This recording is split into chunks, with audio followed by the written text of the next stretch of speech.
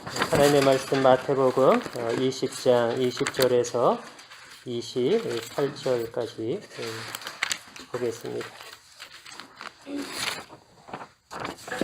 신약성경 33페이지 마태복음 20장 20절부터 28절까지 제가 봉독하겠습니다.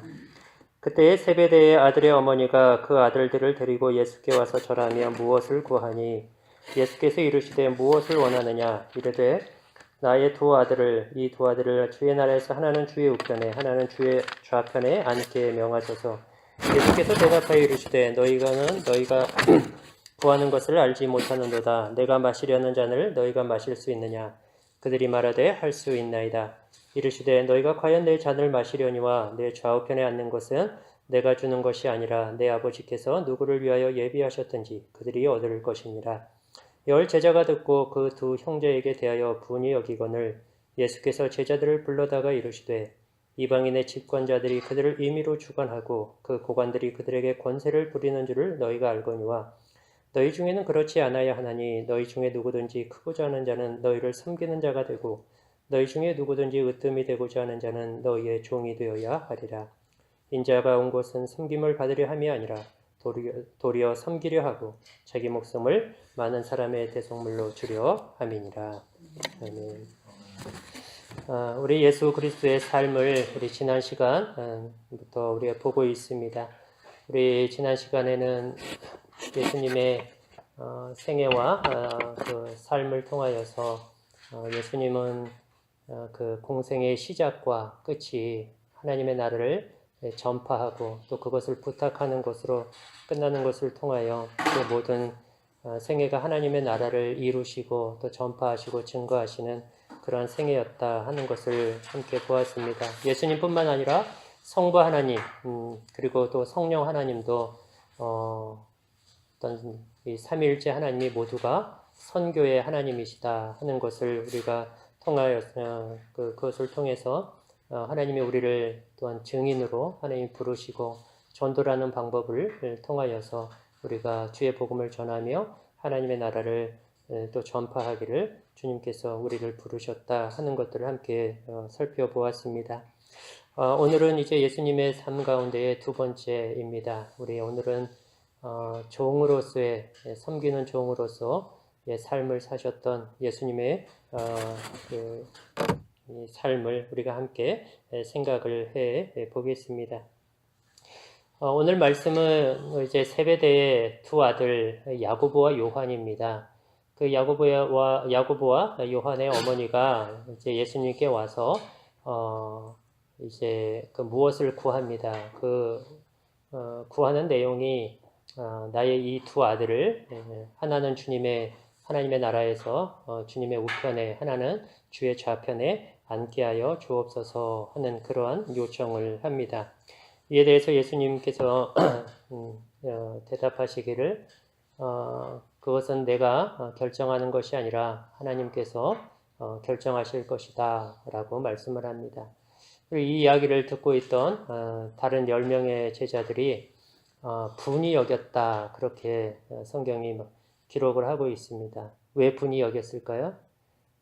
그들도 속으로 그것을 기대하고 바라고 있었던 것입니다. 자기들이 원하고 있었는데 아직 말하지 못했는데 이 어머니가 먼저 와서 또 야고보와 요한이 또 함께 예수님께 그것을 요청하자 그들도 분하게 생각하였던 것입니다. 우리가 이 말씀이 어느 시점에 지금 되어지고 있는 사건인가 하는 것을 잠깐 우리가 살펴볼 필요가 있는데요. 그 앞에 오늘 20절부터 읽었죠. 우리 17절, 18절, 19절을 한번 보시기 바랍니다.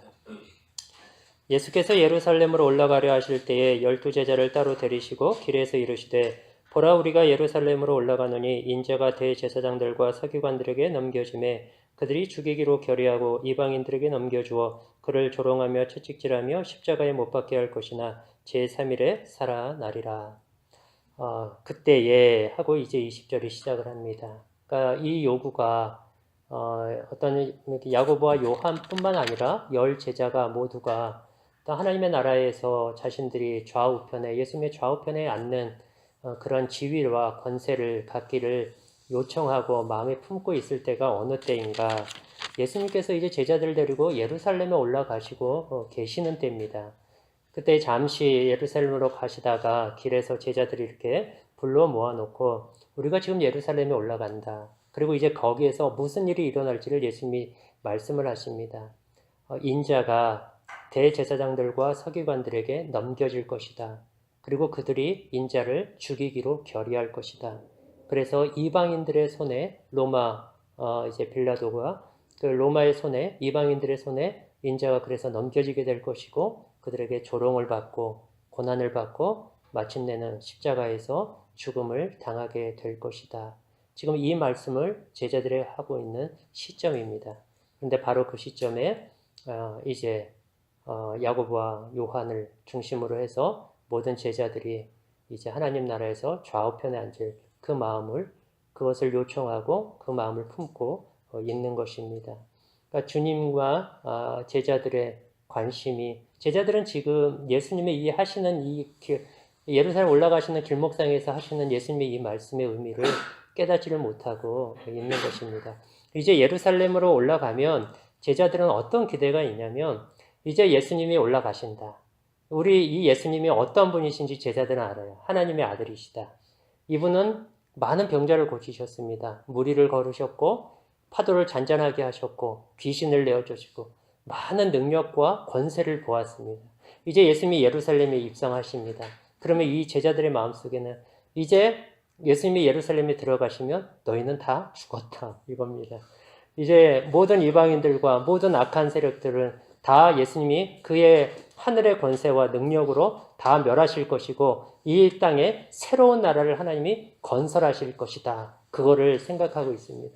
근데 그들이 생각하고 있는 그 새로운 나라는 맞는데 그들이 생각하고 있는 새로운 나라는 이 땅에서 세워질 새로운 눈에 보이는 그 나라입니다. 그러니까 정치적인 나라요.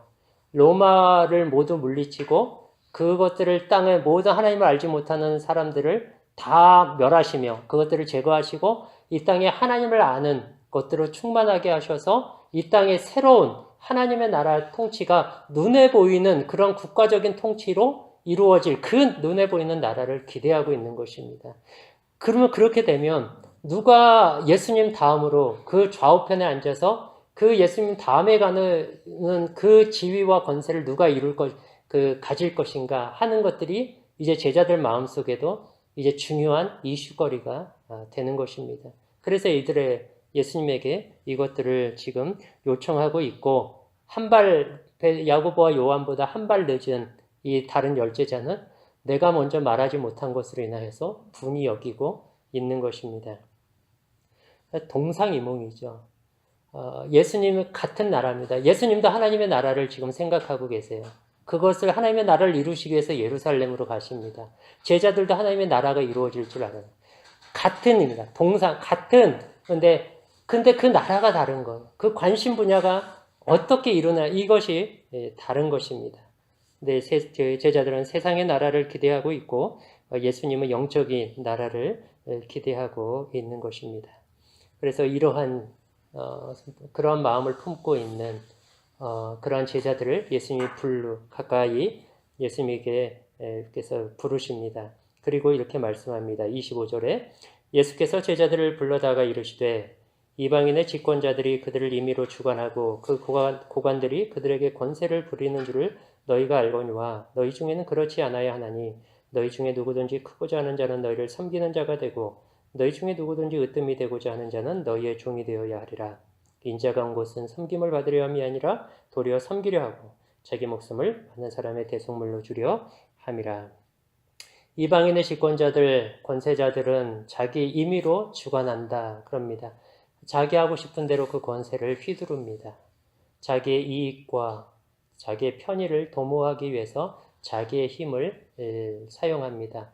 권세와 지위와 그 힘과 권력을 남용하는 것이죠. 예수님, 너희는 그렇지 않아야 한다. 너희 중에 누구든지 크고자 하는 자는 섬기는 자가 되고 으뜸이 되고자 하는 자는 다른 사람의 종이 되어야 한다. 그러니까 하나님의 나라에서는 누가 크냐? 그 높은 지위를 가지고 권세를 가지고 어떤 권력을 가진 자가 큰 것이 아니라 하나님의 나라에서는 섬기는 자가 크고 다른 사람의 어떤 종으로 되는 것이 하나님의 나라에서는 그가 더 큰 사람이다. 너희가 정말 크고자 하느냐? 너가 정말 그 으뜸이 되고 너희가 정말 그 존경받고 우러러움 받고 싶은 그런 사람이 되고자 하느냐? 그럼 높은 지위와 권세를 갖기를 생각하지 말고 너희는 섬기는 자가 되고 종이 되어라. 그렇게 말씀합니다. 왜 그렇게 해야 되는가? 마지막 절에 말씀하시죠. 인자가 온 것은 섬김을 받으려 함이 아니라 섬기려 하고 많은 사람을 위하여 자기의 목숨을 대속물로 주려 함이다. 너희가 나를 따르는 자 아니냐? 그렇다고 하면 내가 온 것이 섬김을 받으려 함이 아니고 섬기려 하고 또한 나 자신을 많은 사람을 위해서 희생하고 죽음에 내어주기를 위해서 희생하기 위해서 내가 왔다고 한다면 너희 나를 따르는 자 아니냐? 그러면 너희도 그렇게 섬기고 너희 자신을 다른 사람에 위해서 희생하는 자로 너희가 줄 수 있어야 된다라고 그렇게 말씀을 하고 있는 것입니다. 세상은 자기의 힘이나 권세나 지위나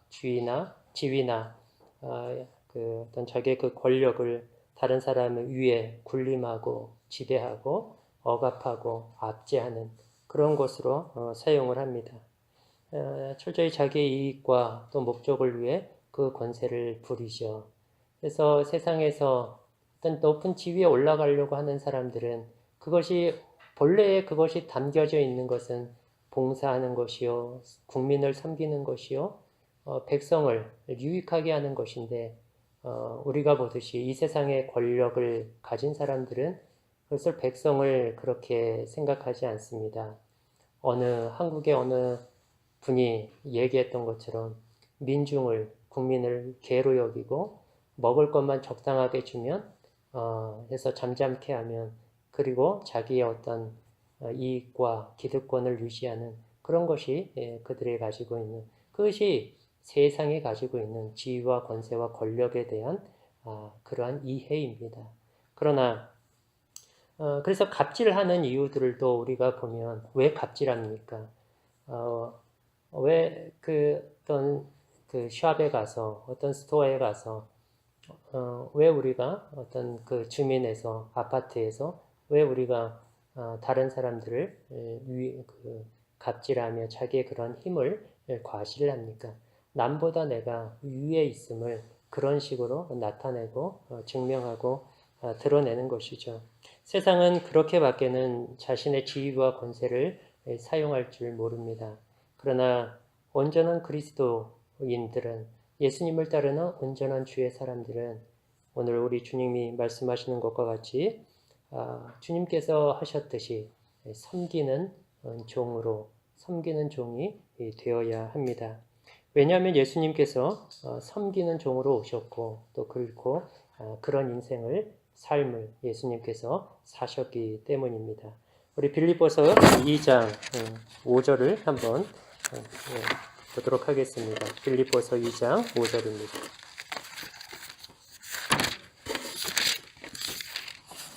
빌립보서 2장 5절 신약성경 319페이지 되겠습니다. 319페이지, 320페이지 빌립보서 2장 5절부터 8절입니다. 너희 안에 이 마음을 품으라. 곧 그리스도 예수의 마음이니 그는 근본 하나님의 본체시나 하나님과 동등됨을 취할 것으로 여기지 아니하시고 오히려 자기를 비워 종의 형체를 가지사 사람들과 같이 되셨고 사람의 모양으로 나타나사 자기를 낮추시고 죽기까지 복종하셨으니 곧 십자가에 죽으심이라. 너희 안에 이 마음을 품으라. 그는 근본 하나님의 본체시다. 하나님의 본체, 하나님이시다라는 얘기입니다. 하나님이시다. 예수님은 하나님이십니다. 그러나 그는 하나님과 동등됨을 취할 것으로 여기지 않으셨다. 그 하나님으로서의 지위와 권세를 포기하셨다. 내려놓으셨다. 그럽니다. 그리고 자기를 비워 그 모든 하나님으로서의 영광을 다 내려놓으시고 자기를 비우고 종의 형체를 가지사 사람으로 오셨다 그럽니다. 이제 우리가 성탄절이 이제 다가오는데 예수님 종으로 오셨습니다. 하나님이신 예수께서 사람의 모양으로 종으로 스스로 종으로 이 세상에 오셨습니다. 종은 섬김을 받는 위치가 아닙니다. 대접받는 위치가 아닙니다. 잘 아시듯이 종은 섬기는 위치에 있습니다. 그리고 대접하는 위치에 있습니다. 잘 해놓고 모든 것을 해놓고도 칭찬받지 않는 위치입니다. 예수님이 그런 비유를 말씀하셨죠. 제자들에게. 너희가 종들이 너희에게 무엇을 잘했다고 한들 너희가 그들에게 칭찬하고 상을 주겠느냐? 마땅히 할 것을 했다고 그러지 않겠느냐? 너희도 하나님 앞에서 그와 같이 하라. 그와 같은 사람이 되라. 그렇게 말씀하셨죠. 종은 섬김을 받거나 대접받는 위치가 아닙니다. 예수님이 그렇게 오셨습니다. 예수님이 이 세상에 오신 건 대접받고 섬김을 받기 위해서 오시지 않았습니다. 예수님 여우도 굴이 있고 있지만 인자는 머리 둘 곳이 없다 그랬어요. 예수님이 이 세상에 오셔서 우리는 캐나다 와서 그래도 뭐 이렇게 캐나다가 한국보다는 집들이 넓지 않습니까? 예수님은 한 평짜리 어떤 자기 이름으로 된 그런 거 하나 예수님은 없어요. 머리 둘 곳조차 없다. 나그네 인생을 사시고 말하자면 이렇게 떠돌이 같은 그런 인생을 사시고 많은 사람들을 위해서 섬기고 희생하고 또 수고하고 애쓰시면서 마지막에까지는 자기의 목숨까지도 모든 사람을 내어주시며 그런 삶을 사시다가 예수님이 가셨습니다. 그러니까 우리에게 예수님은 우리를 구원하시기 위해서 철저히 오실 때부터 예수님은 그렇게 섬기는 자로 종으로 오셨습니다. 예수님 누가복음 22장에서 이렇게 말씀하셨습니다. 앉아서 먹는 자가 크냐 섬기는 자가 크냐 앉아서 먹는 자가 아니냐 그러나 나는 섬기는 자로 너희 중에 있노라. 예수님은 오실 때부터 모든 삶이 다 섬기는 그러한 삶을 사셨습니다. 예수님이 그것을 친히 삶으로 보여주신 유명한 그런 하나의 사건이 요한복음 13장에 나오는 사건입니다. 요한복음 13장 1절부터 한번 보도록 하겠습니다. 요한복음 13장입니다. 신약성경 169페이지입니다. 6월절 전에 예수께서 자기가 세상을 떠나 아버지께로 돌아가실 때가 이룬 줄 아시고 세상에 있는 자기 사람들을 사랑하시되 끝까지 사랑하시니라. 마귀가 벌써 시몬의 아들 가룟 유다의 마음에 예수를 팔려는 생각을 넣었더라. 저녁 먹는 중 예수는 아버지께서 모든 것을 자기 손에 맡기신 것과 또 자기가 하나님께로부터 오셨다가 하나님께로 돌아가실 것을 아시고 저녁 잡수시던 자리에서 일어나 겉옷을 벗고 수건을 가져다가 허리에 두르시고 이에 대야에 물을 떠서 제자들의 발을 씻으시고 그 두르신 수건으로 닦기를 시작하여 시몬 베드로에게 이르시니 베드로가 이르되 주여 주께서 내 발을 씻으시나이까. 예수께서 대답하여 이르시되 내가 하는 것을 네가 지금은 알지 못하나 이후에는 알리라. 베드로가 이르되 내 발을 절대로 씻지 못하시리이다. 예수께서 대답하시되 내가 너를 씻어주지 아니하면 네가 나와 상관이 없느니라. 시몬 베드로가 이르되 주여 내 발뿐 아니라 손과 머리도 씻어 주옵소서. 예수께서 이르시되 이미 목욕한 자는 발밖에 씻을 필요가 없느니라. 온몸이 깨끗하니라. 너희가 깨끗하나 다는 아니니라 하시니 이는 자기를 팔 자가 누구인지 아심이라. 그러므로 다는 깨끗하지 아니하다 하시니라. 예수님이 제 제자들의 발을 씻겨주시는 그러한 장면입니다.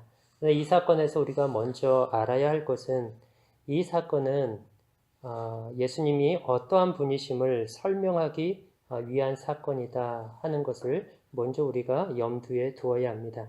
단순히 제자들의 발을 씻어주시는 사건이 아니라 그 행위가 어떤 메시지를 담고 있는 상징성을 가지고 있는 그런 어떤 행위이다, 사건이다 하는 것입니다. 그럼 그것이 무엇인가? 우선 이 발을 씻기는 이 시점을 한번 보겠습니다. 우리 1절과 1절부터 3절에 기록되어 있는데 예수께서 6월절 전에 예수께서 자기가 세상을 떠나 아버지께로 돌아가실 때가 이른 줄 아시고 세상에 있는 자기 사람들을 사랑하시되 끝까지 사랑하시니라. 마귀가 벌써 시몬의 아들 가룟 유다의 마음에 예수를 팔려는 생각을 넣었더라. 저녁 먹는 중 예수는 아버지께서 모든 것을 자기 손에 맡기신 것과 또 자기가 하나님께로부터 오셨다가 하나님께로 돌아가실 것을 아시고 그래서 저녁 잡수시던 자리에서 일어나서 제자들의 발을 씻으십니다. 그러니까 언제 이것을 하고 있었을 때 제자들을 사랑하시되 끝까지 사랑하시는 시점입니다. 그러니까 이제 곧 가룟 유다의 마음속에 이미 예수를 팔려는 생각이 들어가 있습니다. 이제 곧 예수님은 잡히시고 조롱과 고난을 당하시고 마침내 십자가에서 죽임을 당하실 때가 가까이 다가왔습니다. 예수님 이걸 아셨어요. 이것을 아시고 이제 곧 내가 하나님께로 돌아갈 때가 가까이 왔구나 한 것을 예수님 아셨습니다. 그걸 아시기 때문에 갑자기 저녁 식사를 하시는 도중에 자리에서 일어나셔서 이제 제자들의 발을 씻으십니다.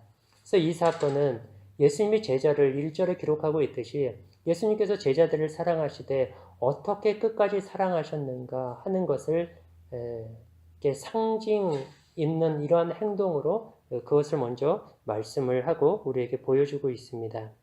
그것은 자기 자신을 죽음에 내어줌으로써 제자들의 모든 죄를 사하시는 것입니다. 제자들의 발을 씻는다. 그의 발을 깨끗게 하시는 것입니다. 예수님께서 자기 자신이 이제 곧 내가 인자가 죽음에 넘겨져서 이제 그 죽음으로 모든 사람들의 죄를 깨끗게 하실 것임을 제자들의 발을 씻어주는 이 정결한 이 행위를 통하여 예수님이 그것을 우리에게 보여주고 있는 것입니다. 그래서 예수님이 이걸 제자들의 발을 씻는데 모든 것을 예수님이 다 혼자 준비하십니다. 그렇죠? 4절 보시면 예수님께서 자리에 일어나십니다. 그리고 겉옷을 벗습니다. 그리고 수건을 가져다가 허리에 두르십니다. 그리고 대야에 물을 떠서 제자들의 발을 씻어줍니다. 그러면 제자에게 누구에게 시킬 수도 있지 않습니까? 너 요한아 가서 물 좀 떠와라. 이렇게 할 수도 있습니다. 근데 예수님 그런 게 시키지 않고 모든 것들을 다 예수님 홀로 하십니다.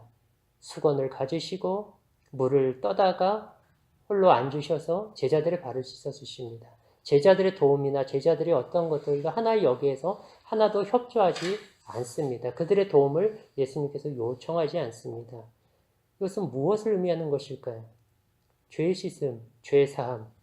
내가 너희를 깨끗게 하실 것인데 이것은 너희가 협조할 수 있는 부분이 아무것도 없다. 모든 것을 내가 준비해서 아버지 하나님과 내가 준비해서 내가 친히 너희의 발을 씻기듯 내가 친히 나무에 달려서 너희 죄를 정결하고 깨끗게 할 것이다. 이 사건이 예수님의 그런 제자들의 뿐만 아니라 모든 사람들의 죄를 사하시고 용서하실 그것을 메시지를 담고 있는 그러한 사건이다 하는 것입니다. 이것은 우리가 베드로와의 대화 속에서도 짧은 대화 속에서도 우리가 알 수 있는데 6절에 보면 베드로가 예수님이 제자들의 발을 씻고 이제 자기 차례가 되자 거부합니다. 예수님 주님 제 발을 주님은 씻을 수 없습니다. 어떻게 주님이 제 발을 씻습니까? 제가 주님의 발을 씻는 것은 맞아도 주님이 제 발을 씻는다라는 것은 있을 수 없습니다. 예수님이 말씀하시죠. 베드로야, 내가 네 발을 씻지 않으면 네가 나와 아무 상관이 없다. 네가 무슨 제자의 발 하나 안 씻었다고 무슨 관계가 깨지는 뭐 이런 것이 아니잖아요. 그러니까 이것이 다만 사람의 어떤 물리적인 발을 씻기는 어떤 일반적인 그런 단순한 행위가 아니라 예수님의 이 속에서는 네가 나와 상관이 없다라는 말 속에서 우리가 느끼고 알 수 있듯이 짐작할 수 있듯이 이것은 예수님이 죄사함을 염두에 두고 있는 것입니다. 예수께서 죄를 깨끗게 하지 않으시면 내가 너를 깨끗게 하지 않으면 네가 나와 아무 상관이 없다. 베드로는 아직 그 의미까지 알지 못하였지만 그러나 너가 나와 아무 상관이 없다는 말에 베드로는 깜짝 놀라서 예수님 그러면 제 발뿐만 아니라 손과 머리도 깨끗하게 해주십시오. 그만큼 예수님과 더 깊고 친밀하게 란 관계를 베드로가 원했던 것이죠. 그러나 예수님 이미 목욕한 자는 발밖에 씻을 필요가 없다라고 말씀하시면서 이 사건이 단순히 발을 씻는 문제가 아니라 예수님께서 죄를 깨끗게 하시는 분이라는 사실을 전하고 있다 하는 것입니다. 그리고 나서 이제 12절 이하에서 예수님께서 행하신 이 행동의 의미가 무엇인지, 왜 이렇게 하셨는지 그 이유를 밝히십니다. 12절부터 잠깐 보시죠. 그들의 발을 씻으신 후에 옷을 입으시고 다시 앉아 그들에게 이르시되 내가 너희에게 행한 것을 너희가 아느냐 너희가 나를 선생이라 또는 주라 하니 너희 말이 옳도다 내가 그러하다 내가 주와 또는 선생이 되어 너희 발을 씻었으니 너희도 서로 발을 씻어주는 것이 옳으니라 내가 너희에게 행한 것 같이 너희도 행하게 하려 하여 본을 보였노라 내가 진실로 진실로 너희에게 이르노니 종이 주인보다 크지 못하고 보냄을 받은 자가 보낸 자보다 크지 못하나니 너희가 이것을 알고 행하면 복이 있으리라.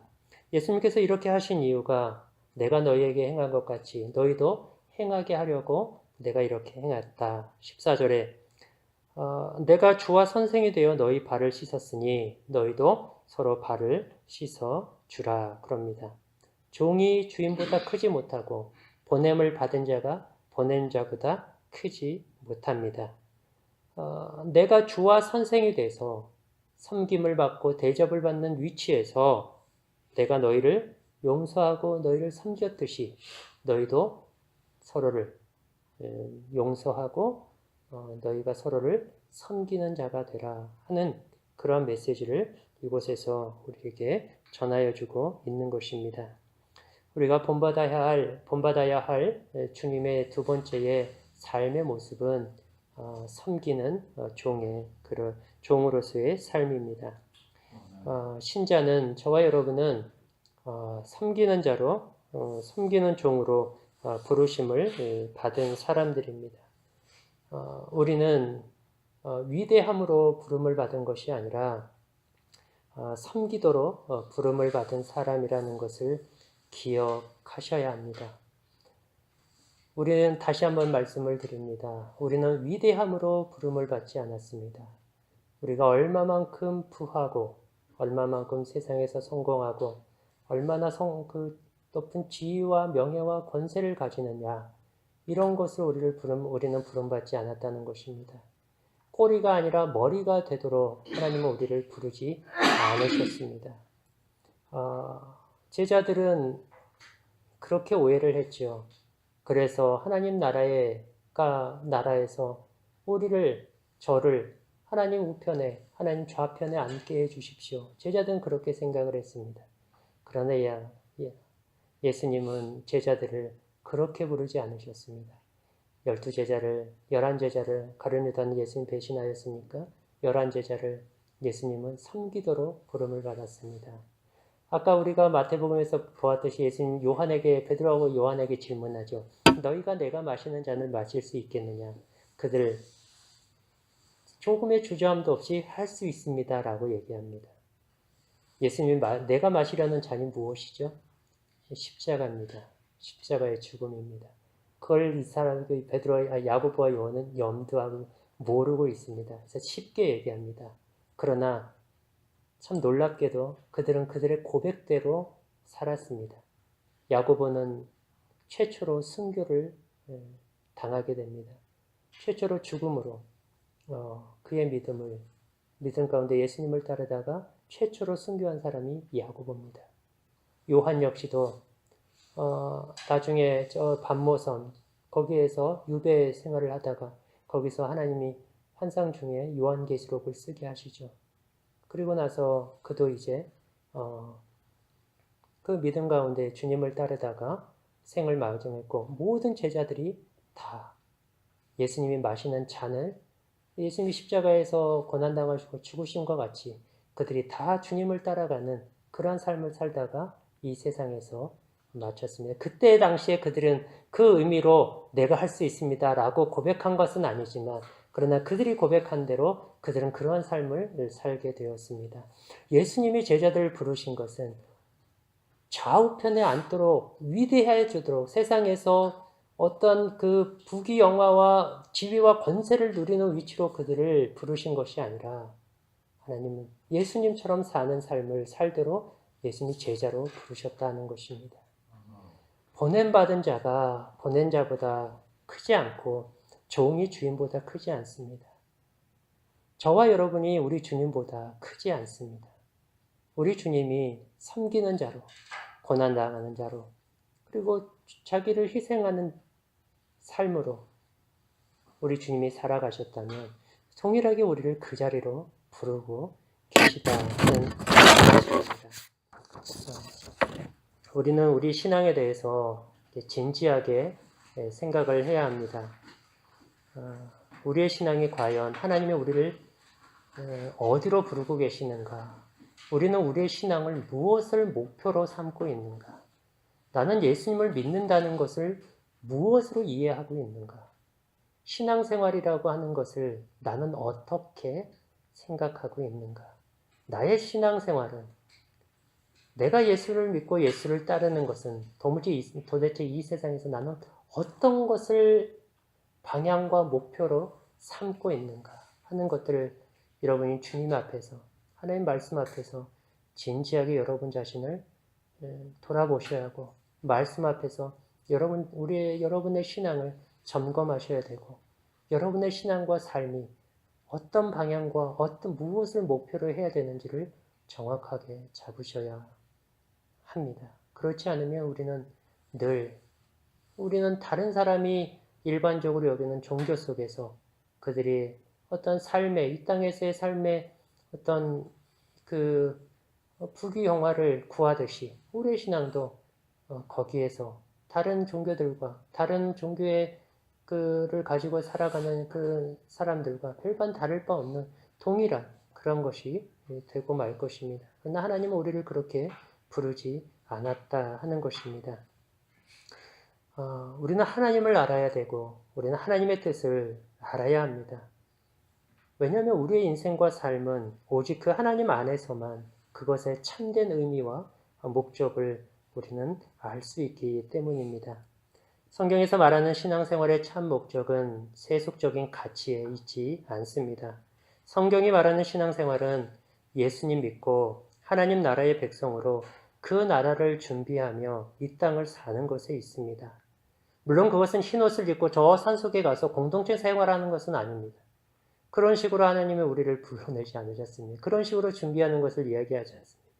교회당에만 모여서 찬송하고 예배하는 것, 그것만이 우리가 하나님의 나라를 준비하는 것이 아닙니다.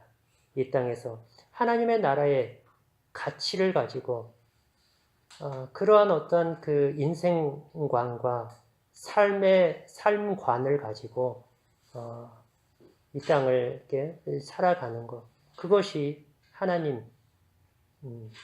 그것이 성경에서 말하는 참된 신앙생활일 것입니다. 요한복음 17장에 보면은 세상 속에 있는 그리스도인의 특징에 대해서 3가지로 설명하고 있습니다. 같은 요한복음에 있으니까 몇 장만 뒤로 넘기셔서 17장을 한번 보시죠. 11절, 요한복음 17장 11절 말씀해 보면 나는 세상에 더 있지 아니하오나 그들은 세상에 있습니다. 그럽니다. 나는 세상에 있지 아니하오나 예수님이 제자들을 향해서 하나님 앞에 제자들을 위해서 기도하시는 장면입니다. 나는 이제 세상에 더 있지 않습니다, 하나님. 그러나 제자들은 세상에 있습니다. 영어 번역 같이 있으신 분을 참고하시면 좋습니다. In the world. 세상 안에 있습니다. 그리고 16절을 보시죠. 그러나 내가 세상에 속하지 아니함 같이 그들도 세상에 속하지 아니하였습니다. Not of the world. 그리고 18절에 아버지께서 나를 세상에 보내신 것 같이 나도 그들을 세상에 보내었습니다. Into the world. 이게 그리스도인입니다. 이것이 세상 속에 사는 그리스도인의 정체성입니다. In the world에 있습니다. 중요한 거예요. 우리는 교회당에만 모이지 않습니다. 우리는 산속에 흰옷 입고 들어가가지고 거기서 찬송하며 맨날 예배만 드리고 우리끼리 공동체 생활하면서 그렇게 하나님의 나라를 기다리지 않습니다. 우리는 in the world에 있습니다. 우리의 현실을 도피하지 않고 우리에게 주어진 지금의 삶, 막막하고 걱정되고 두렵고 내일을 알지 못하는 그 불안한 삶을 살아가는 현실 속에서 우리는 도피하지 않습니다. 그 속에 있습니다. 그러나 그 속에서 not of the world, 세상에 속하지 않은 자로 세상의 가치와 어떤 세상의 정신과 세상의 사상에 함몰되지 않고 거기에 물들여지 않고 구별되어 그들과는 다른 힘들고 어려운 현실과 불안하고 막막한 삶이지만 그러나 그 속에서 하나님의 말씀과 하나님 나라의 그 가치와 정신과 그 신앙의 그 삶들을 놓치지 않고 그 속에서 그 현실 속에서 어렵고 고난스러운 그 현실 속에서 하나님 나라의 가치를 실천하며 실현하며 살아가는 그 사람으로 있습니다. 그래서 into the world, 세상 안으로 들어가서 세상 속에서 그 세상을 변화시키며 그들에게 세상의 세속의 가치로 물들어 있고 세속의 가치로 인하여서 사로잡혀 있는 영원하고 참되지 않은 것들에 붙잡혀 있는 그들에게 참된 가치와 참된 삶이 영원한 것이 어디에 있는지를 그들에게 전하며 그들에게 보여주며 그들에게 나타내며 그들을 하나님 나라로 초대하고 초청하는 인투더 세상을 변화시키는 그 세상 사람들을 하나님께로 인도하는 인투더 월드의 삶을 살아가는 이것이 저와 여러분 이 땅에 존재하는 그리스도인 신자들의 그런 정체성이고 삶인 것입니다. 그래서 각자가 자기의 그 현실 속에서 하나님의 나라를 이루어 가는 것입니다. 우리가 날마다 알지 못하는 미래에 대한 불안함과 막막함과 걱정과 염려 속에서 우리는 살아갑니다. 하루라도 걱정과 근심이 끊이지 않고 슬픔과 탄식과 애통이 있고 있는 이 땅에서의 삶이지만 그러나 거기에서 자기 그 주어진 그 삶의 현장과 그 현실 속에서 하나님의 나라를 하나님의 그 나라의 가치를 실천하고 실현하면서 그 삶을 살아내는 것입니다. 이것이 저와 여러분의 그러한 삶이 되는 것입니다. 우리는 그렇게 살도록 우리는 부름을 받은 것이에요. 미국의 그 개혁신학자 중에 마이클 호튼이라는 사람이 있습니다. 이분이 이렇게 미국에 있는 그리스도인들을 향해서 이렇게 외쳤습니다. 예수님은 우리를 세상에서 잘 살도록 코치하는 분이 아닙니다. 예수님은 여러분이 세상에서 잘 살도록 코치해 주시는 분이 아니에요. 예수님은 저와 여러분을 섬기도록 예수님처럼 섬기는 종으로서의 삶을 살도록 우리를 부르신 것입니다. 우리를 하나님 좌우편에 앉도록 우리를 불러내신 것이 아니라 이 땅에서 섬기는 종으로 사셨던 주님과 같이 그렇게 살도록 저와 여러분이 하나님이 불러내셨다는 것이 이것에 대한 깊고 또 충분한 묵상과 어떤 이해와 여기에 대한 깨달음이 우리에게 있지 않으면 우리는 늘 이 땅에서 주님을 나를 잘 살게 코치하시고 내 삶을 인도해 주시는 어떤 늘 그러한 분으로밖에는 우리는 주님을 대할 수밖에 없고 우리의 신앙이라고 하는 것은 늘 이 땅에서 잘 되는 것 그거 외에는 아무것도 없는 너무나도 가난하고 너무나도 빈약하고 너무나도 보잘것없는 그러한 초라한 신앙이 되고 말 것입니다. 이 직업이라는 것도 마찬가지입니다. 우리에게 각자가 하나님께서 부르신 직업이 있습니다. 그것은 다만 우리가 먹고 사는 생계 유지가 아니라 우리의 야망을 이루고 성공을 이루는 것이 아니라 섬기도록 하나님께서 우리를 부르신 사역지라는 그런 이해를 저와 여러분은 그리스도인들은 가져야 합니다. 그러면 직업이라는 단어를 영어로 vocation이라고 그럽니다. vocation. 근데 이 단어가 라틴어에서 유래되었다고 하는데요. 본래의 뜻은 부르심이라는 뜻이에요. calling이라는 뜻을 가지고 있는 그러한 의미입니다. 여러분의 어떤 직업이나 어떤 직장을 우리는 하나님께서 그곳에 하나님께서 우리를 섬기도록 부르신 것입니다. 저와 여러분은 섬기도록 부름받은 그런 사역자입니다.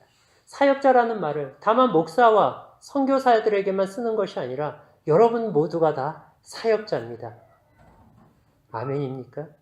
여러분들은 삶 속에서 매일 여러분의 주어진 가정과 직장과 그 삶의 터전 속에서 그 일터 속에서 여러분들은 지금 사역자로 사역하고 있는 것입니다.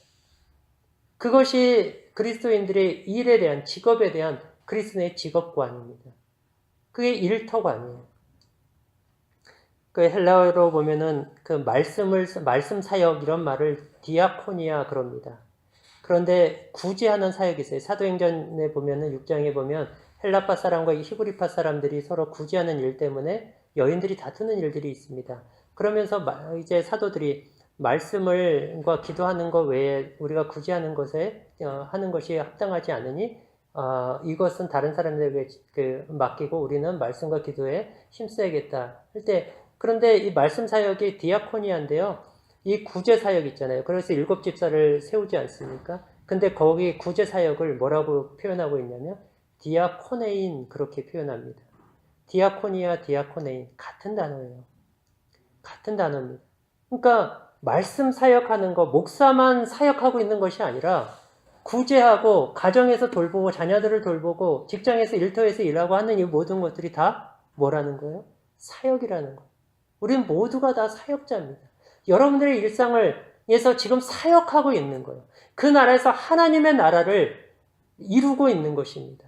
섬김을 통하여서 종의 모습을 통하여서 하나님을 섬기는 것이고 여러분의 일터에서 여러분들은 세상을 섬기고 사회를 섬기고 있는 것입니다. 사람들을 섬기고 있는 거예요. 그것을 통해서 하나님의 나라를 확장시키고 있는 것입니다. 신앙생활을 오래 하면 신앙생활을 오래 한 모습들이 섬김으로 나타나야 합니다. 신앙생활의 경력이 10년 되고 20년 되고 30년 되고 그 모습들이 무엇으로 나타나야 됩니까? 그리스도의 인격과 삶으로 나타나야 되는 것입니다. 다만 직분으로 나타나는 것이 아니라 그것이 그 10년, 20년, 30년 동안 인생 속에서 하나님께서 빚으신 그 사람을 빚으신 그 모습들이 그분에게서 고귀한 인격과 섬김의 삶을 통해서 나타나는 거예요. 그래서 자라나는 다음 세대의 믿음의 후배들이 그 모습을 보면서 소원하게 되는 거예요. 나도 저 나이 때쯤 이르면 내가 저분처럼, 저 장로님처럼, 저 권사님처럼, 저 집사님처럼, 저 목사님처럼 나도 저렇게 되어야 될 수 있을까? 거룩한 소원을 품게 되는 거예요. 경건하다, 신앙이 좋다 하는 것들이 언제나 주님의 인격과 삶으로 나타나야 하는 것입니다. 교회 안에서건 교회 밖에서건 우리는 이러한 사람으로 우리는 부름을 받은 것입니다. 저와 여러분이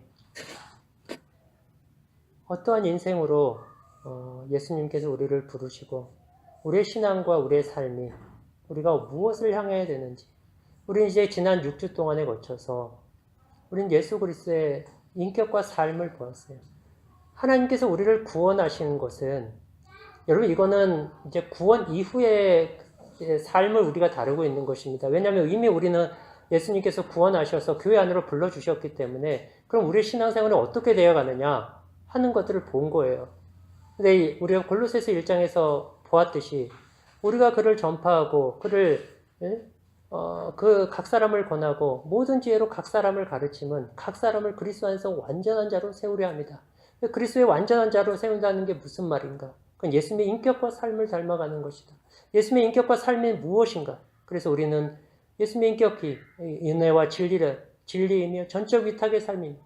그리고 예수님의 삶이 증인과 오늘 우리가 이때 본 이젠 종으로서의 삶인 것을 우리는 지난 6주 동안 살펴본 것입니다.